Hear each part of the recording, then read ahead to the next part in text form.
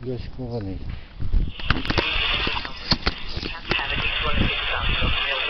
Very low numbers or very high numbers above 10 million, you're not going to be able to get the count. You also have to be very careful when you pipette these very small volumes, 20 microliters, into the sort of slide, the chamber, the counting chamber. But the thermometer will calculate, give you numbers of cells per mil, give you viability, etc. But you also have options to allow the computer program to calculate how to subculture the cells, how to dilute the cells. So that's an advantage. You don't have to do that manually. And it can also show you how the size distribution is of the cells. So that's a major advantage because it allows you to get a lot more information and to keep an electronic record of it as well. Okay, the culture counter has some advantages and disadvantages. First of all, it's very fast, so you can count a lot of cells in a very short period of time.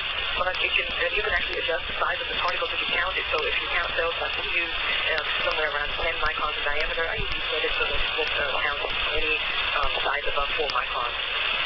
The only disadvantage is that if there was a clump of cells, they would be counted as one, unless you specify that it would not count any large clump. Of course, if you set the machine so it doesn't count any large clump, then it will not count a clump of cells at all. It will also not be able to distinguish between viable and non-viable cells because it only counts particles and you're not going to get a visual inspection of it. The culture counter cannot tell whether a cell is viable or whether a cell is dead. Even if you use identity, it only gives you one number, and that is total number of cells. So if you have a population of cells that does not have high viability, then the culture counter then it would not be appropriate. As we wrap up, please mark your calendar for our next scheduled BioForum coming on January 21st, 2014 at 10 o'clock a.m. Registration for this event is free and will be available within the next few days online at our website, mcbionetwork.org. We want to remind our audience that if you log on to mcbionetwork.org/IEC, you can take advantage of our free interactive e-learning tools that we have created. These cover a wide variety of topics, and we're certain that you will find some of these that you can use. Also, if you participate in social networking, we are on Facebook. You may keep abreast of topics in the news, future events, and other interesting articles simply by liking it. Just go to facebook.com/BioNetwork. I would like to thank our panelists today, Ulla Dittmar, once again, for today's presentation. This concludes our webinar, and on behalf of all of us at the North Carolina BioNetwork, thank you for your time and participation, and have a great day. Hello, everyone. I'm Greg Smith, the Curriculum Coordinator for BioNetwork, and welcome to today's presentation entitled Concepts in Cleaning and Disinfection of Controlled Environments. Our BioForum is scheduled to run from 10 a.m. until approximately 11 a.m. Eastern Time. Our panelist today is Renee Morley, Account Manager in the Life Science Division for the Ceres Corporation. We're excited to have you meeting with us today, and at this time, I will turn it over to our panelist, Renee Morley. Good morning, everyone, and thank you for joining today. This is going to be a high-level presentation on the concepts in cleaning and disinfection of controlled environments. As Greg had said, and if you had read my bio, I've been with Ceres for about 8 years now, and I started off in customer service, working with a lot of the customers internally. Now I'm out in the field, and I handle Eastern North Carolina. So I handle a lot of facilities in the Eastern North Carolina area, talking about disinfection and contamination control programs. So, this is the agenda today. I'm not just going to be talking about cleaning and disinfection. I'm going to be talking about other controls that you have to have in place to provide a sound, robust contamination control program. And that's what we call it, Ceres does usually. We call it a contamination control program because that's what it is, and it's every different part of the facility.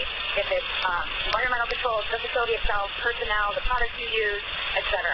So the first slide we're going to be talking about, or the first topic is microbial control objectives. And why do we clean? It's for product integrity, so that you can provide, and facilities can provide, safe products to patients.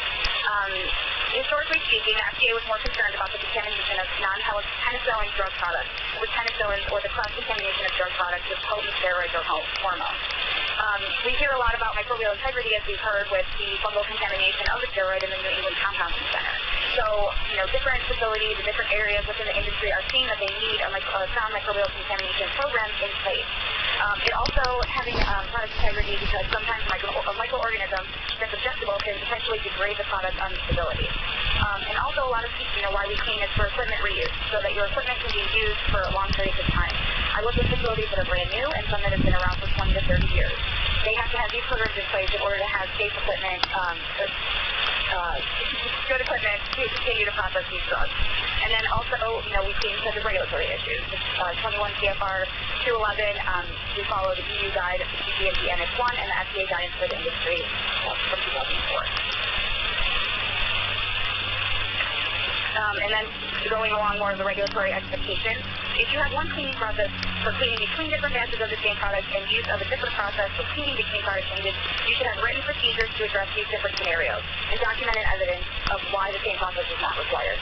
Some companies I work with have to clean with the detergent. Some companies I work with have to just clean with water. If you have one process for removing water-soluble residues and another process for non-water-soluble residues, the written procedure should address both scenarios and make it clear with a given procedure which is to be followed for cleaning that different types of equipment and between batches. And why worry about microbes? Even in products not required to be sterile. I've actually gotten a lot of calls recently from the oral solid dose facilities in this area that they needed help with developing a more robust contamination control product or program because they have seen mold in their areas and they want to get rid of it. The CGMP emphasizes cleaning and control of microbial contaminants, and they also require appropriate written procedures designed accessible organisms in drug products not required to be sterile and should be established and followed. A lot of people, even if it's not an aseptic facility, they don't have the aseptic background or guidelines that they know that they have to process products. That microbial contamination is still an issue, even if it is not a facility that's sterile. And the four major vehicles of contamination are air, so the air we breathe every single day; water, which microbes love water, and that's where they like to grow and use for their food; the surface of clean rooms in any general area. And when I talk about clean rooms, I'm talking about from class 100 to class 100,000. And then people are the largest form of... The next one is environmental control, which is more of a facility to define how products are being brought into the clean room. The CFR states that equipment for adequate control over pressure, microorganisms, dust, humidity, and temperature shall be provided when appropriate for the manufacture, processing, packaging, or holding of a drug product. And what is a clean room? A clean room is an environment typically used in manufacturing or scientific research that has a low level of environmental pollutants such as dust, airborne microbes, aerosols, particles, and chemical vapors. It's a controlled area of contamination that is specified by a number of particles per cubic meter. The temperature and the RH control is vital, and all facilities should have a 30 to 60% relative humidity, maintaining it 24 hours a day. And then, so I separated it into the air changes per hour for different facilities for the different types of classes of clean rooms. So for class 100,000, we see less than 15 air changes per hour, class 10,000, less than 30 air changes per hour, and class 100, less than 100 air changes per hour. So greater than, I'm sorry. And buildings and facilities. The flow of components, labeling, and in-process materials and drug products to the building or buildings shall be designed to prevent contamination. This is one of the first questions that we usually ask when a customer or a facility has an issue with contamination. The flow of the product is very important. Sometimes I see that, they have a changing room that's next to the warehouse, and that's an area where contamination is prevalent because there's a lot of cardboard there, there's a lot of items coming in and out, doors are opening up and down, letting different areas. So a way to help with this is, I'll talk about it later in the presentation as well, choosing different disinfectants for sites, but a lot of people can contaminate the items that are brought in prior to entering the clean room. So again, bringing items into the clean room. The items and the cars and cartwheels are also an area where we see a lot of contamination. Some people will use cartwheel tape or they'll use a floor side. We had a facility that actually created divots into their clean room and their cartwheels just back in the floor side. So they knew that there was no contamination coming off of the cars. When they move from room to room, that's when you need to kind of look at it too. How is it going in? What areas is it going into? And how are you decontaminating it prior to getting into that room? A lot of facilities I see have dedicated carts and dedicated items to the clean room. Obviously, you can't always do that with certain things like raw materials and so forth. So, based on what your where they are in the facility and how you're going to decontaminate is something that you need to look into. Airlock testers and dining rooms are also an area where contamination can be brought in. These people are the biggest form of contamination in a clean room. The rooms are divided into a dirty and clean side. They're cleaned to the higher level of the ISO level. So what that means is that those rooms are also cleaned as well, and So whatever room you're going into, those are also clean as well. So some facilities will clean every day, some will clean at every shift. A lot of facilities will use isopropyl alcohol in those areas for your hands, and then so you'll wash your hands obviously first, and then you'll decontaminate with an IPA or ethyl ethanol. We usually, in this area at least, I see a lot of people using 70% IPA. I see that the trends are moving towards that people are using an aerosol IPA and using that way, or a touchless dispenser for the IPA on their gloves so that there is little touch contamination. And then some people will also use for bringing items into a clean room. They'll use a sporicidal first, and then they'll wipe down with an IPA or an ethanol alcohol if they see a residue on the item. And then one of the other things that we see a lot too is that the surfaces need to be easily cleanable. We have some facilities that have, porous areas, and those are more difficult to clean. They require a longer contact time.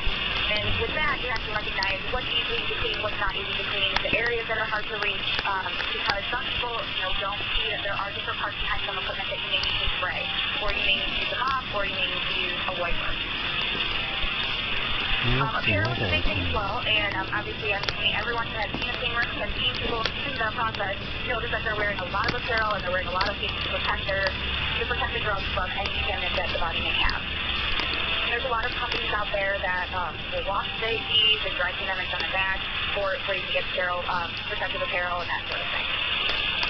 And then usually the PPE, the regular PPE, are hairnets and beard covers, monster scrubs, shoe covers or plant dedicated boots, masks cover all their bunny suits, gloves, safety glasses or goggles, hoods, or PHPR, power air purifying respirators. These are a big part too, after the person does come out of the clean room, in keeping these up to the standard of what type of clean room they are going into. A lot of people will put their goggles in a safety cabinet, and then they will use either UV light or they'll put them in a disinfectant to sanitize them prior to being used again. And then a lot of people will just use, they'll work with the company that will get the outfit or the scrubs or the smock, and they'll send those out and they'll clean them and bring them back as sterile items. The next topic that we'll be talking about is personnel practices. And each person engaged in the manufacture, processing, testing, or holding of a drug product shall have education, training, and experience, or any combination thereof. One thing that we've noticed is we do a lot of audits within facilities. So what that means is we'll go out and go into a facility and watch people clean, watch how they bring items into the clean room. For example, I've heard a story that one of my colleagues out in the area, he actually works in our technical services group, and he travels all over the world, and a facility was having contamination control. They asked Derek to come in and kind of go over what the issues could be and troubleshoot. So he has seen that, he saw an operator working, and he saw a straw coming out of the operator's gown, and he saw something start coming through the straw. The operator was bringing in, had a Coke can in his box and was bringing the Coke. So not supposed to be bringing in items like that into the clean room, anything, people doing gum, smoking, if they had, that, it's just a big thing, and they can have education where they understand that. A lot of times, too, even teaching about cleaning, talking about cleaning, some people don't know why they should clean, and that's one of my biggest proponents to a lot of the facilities that I work with. I work with a lot of the manufacturing supervisors and directors of manufacturing, and it's really important to teach people why we clean and how important their job is and how important it is that they're part of this process. So fundamental cleaning topics should include the aseptic technique. I believe anytime you enter a clean room, this is required. CGMPs, clean room behavior, microbiology. I work with a customer that works with in a solid dosage facility, and or an oral solid dosage facility, and what she was really concerned with was that some of her people didn't have basic microbiology. And that's a big thing to understand. Sometimes when you think too much about it, you kind of get, at least I do, I get grossed out because I'm like, oh my gosh, there's so many different microbes all over the place. But that's a big one to just kind of have in the back of your head and have that knowledge. Hygiene, hand washing is a big thing. I don't think, I know it's flu season and we're seeing that you need to wash with soap and then follow with hand sanitizer, but it is really important to understand how your hands and the touch contamination is a big part of it as well. Downing, obviously you don't want the gown to touch the floor when you're putting it on, and you want to have the appropriate downing, the appropriate apparel when entering a clean room. And then patient safety, hazard codes, that's just something to understand when you are making a drug, that they know that any type of hazard or anything that has to do with potentially affect the drug product. And the SOP, that's another one where we see when we do audit a facility, we'll ask the end user or the technician where the SOPs are. Some of them don't know. And that's sort of a problem. If they should know what SOPs are, if they need to get, if the FDA is there monitoring them, that they need to get those SOPs to go over them with an auditor, or just to know what the process is and what they require. We see this a lot of times with cleaning too. So, with all of that said, microbial control objectives, environmental controls, and personnel practices are also play a huge part in the cleaning and disinfection program. So even with all those controls in place, there will still be contaminants entering the room. How do we mitigate risk and impact from those contaminants? How do we regain control? A lot of the facilities will come to us as well. I didn't really go into this in the presentation, try and give a background of contamination control programs, but a lot of facilities will come to us with how we regain control after an event, like, if they have a shutdown, or if there's, adverse effects, like if the power goes out, or if there's weather where the power goes out, or there's damage to the facility. We also help with that, and there are ways to do that, and I can talk a little bit more about that as we go on. So an overview of cleaning and disinfection, product selection is a big one. Cleaning frequency depends on the type of room you're cleaning. Cleaning practices, application techniques, rotation, and rinsing is what I'll be talking about. So the different types of products that you can use within a clean room are sanitizer, disinfectant, and sterilant. So the one that you'll probably most see a lot is sanitizer, which is usually the 70% IPA, and that's used on cleaning surfaces unless tested with a serum load. So we test all the disinfectants with serum efficacy to also clean. And they'll give a bacteria reduction of greater than 99.9%. A disinfectant, obviously, are the ones that you see, the phenols and the quaternary ammonia disinfection out in the field.